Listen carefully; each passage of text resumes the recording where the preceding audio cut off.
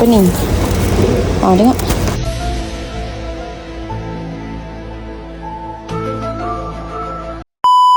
Ini punya free gift dulu. Ya, Rapin dia punya free gift dulu. Ini nak hantar kat Selangor.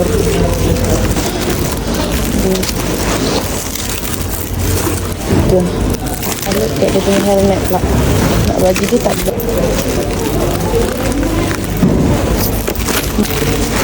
Ini yang tu. Lepas tu Rapin pula. Dia tak nak bagi dia. Pimple. Saya pilih sampai saya puas hati ya. Buat je lah pun. Penat Lepas tu last lah. Tu saya nak gunting. Pening. Tengok.